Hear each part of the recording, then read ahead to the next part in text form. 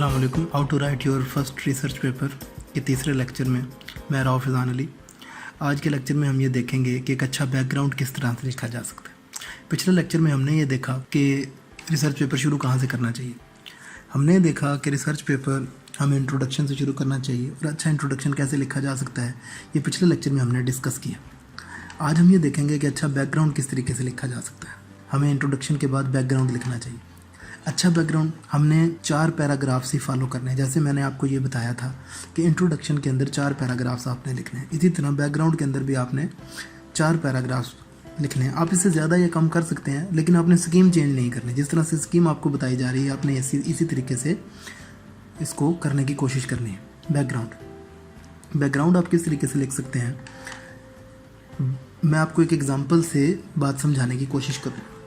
फ़र्ज़ करते हैं कि मैं इंफॉर्मेशन सिक्योरिटी के अंदर बिहेवियरल इंफॉर्मेशन सिक्योरिटी और बिहेवियरल इंफॉर्मेशन सिक्योरिटी भी किसी एक सेक्टर की, जिस तरीके से हायर एजुकेशन सेक्टर के अंदर बिहेवियरल इंफॉर्मेशन सिक्योरिटी के क्या फ़ायदे क्या नुकसान हो सकते हैं, इस चीज़ पे रिसर्च कर रहा हूँ। तो मुझे अपना पहला पैराग्राफ जो है बैकग्राउंड को हम कुछ पेपर्स में हम देखेंगे कि लिटरेचर रिव्यू भी लिखा होता है और कुछ पेपर में हम बैकग्राउंड कह देते हैं।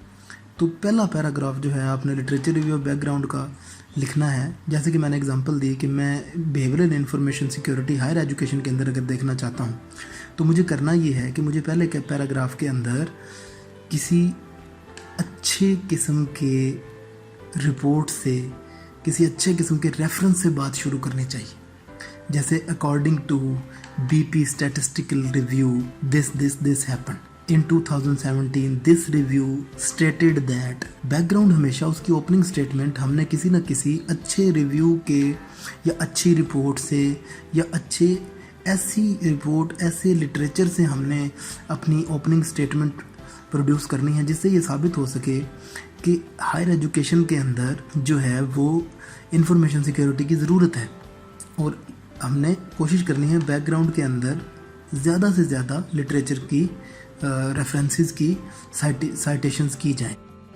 अब आपने पहले पैराग्राफ के अंदर ये बताना है कि किस तरीके से लिटरेचर इस बात को सपोर्ट करता है कि हायर एजुकेशन के अंदर इंफॉर्मेशन सिक्योरिटी क्यों चाहिए और हायर एजुकेशन कितनी दफ़ा आज तक अटैक हुआ, कितनी दफ़ा हायर एजुकेशन को जो है वो निशाना बनाया गया। इसलिए ये ज़रूरी है कि इंफॉर्मेशन सिक्योरिटी और जो है साइबर सिक्योरिटी क्यों हायर एजुकेशन में ज़रूरत है। आपने पहला पैराग्राफ रेफरेंसेस के साथ लिखना है बैकग्राउंड के अंदर। दूसरे पैराग्राफ के अंदर आपने ये करना है कि आपने ये बताने की कोशिश करनी है कि हायर एजुकेशन के अंदर जो इंफॉर्मेशन सिक्योरिटी है उससे कहीं ज़्यादा ख़तरा है बिहेवियरल इंफॉर्मेशन सिक्योरिटी का। अब आपने behavioural information security and higher education दोनों के रेफरेंसेस के साथ बात करनी है दूसरे पैराग्राफ के अंदर।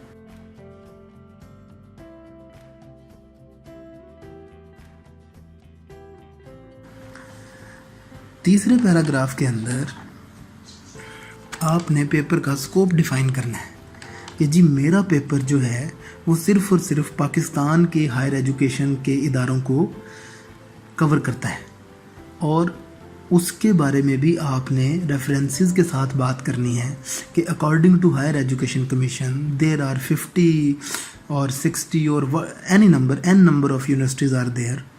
उनके अंदर जो है मैंने इतनी रिसर्च ली, उन यूनिवर्सिटीज़ को इतनी दफ़ा निशाना बनाया गया या उनके अंदर इंफॉर्मेशन सिक्योरिटी की ज़रूरत है।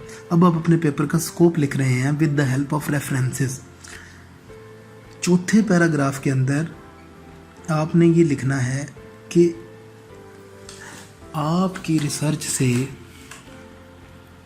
पाकिस्तान की यूनिवर्सिटियों को क्या फ़ायदा होगा, वो भी रेफरेंसेस के साथ, अच्छे रेफरेंसेस के साथ आपने बैकग्राउंड में ये लिखना है। तो 4 पैराग्राफ्स आपने लिखने हैं जी।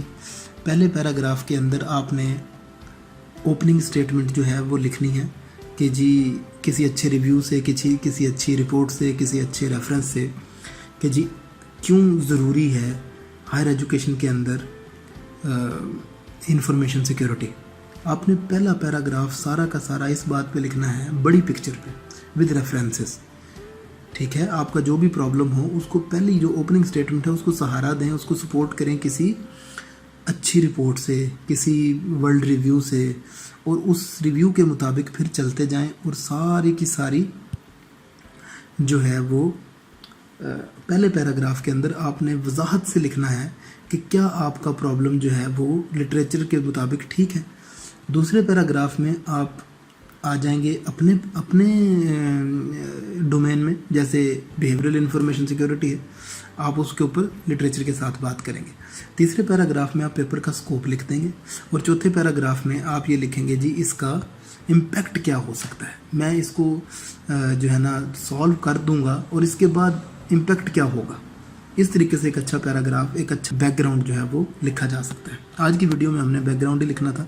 अगर आप एक अच्छा कॉन्फ्रेंस पेपर लिख रहे हैं तो कॉन्फ्रेंस पेपर चूँकि 6 पेजेस का होता है, छोटा पेपर होता है, तो कोशिश ये करनी चाहिए कि आपको अगर 4 पैराग्राफ्स लिख रहे हैं तो छोटे छोटे 4 पैराग्राफ्स लिखें जिनमें इसी तरीके से आपको फॉलो करना है। उम्मीद है आपको बैकग्राउंड लिखने के लिए कोई सपोर्ट जो है वो मिली होगी। उम्मीद है कि आपको ये लेक्चर समझ आया होगा। बहुत शुक्रिया। अल्लाह हाफिज़।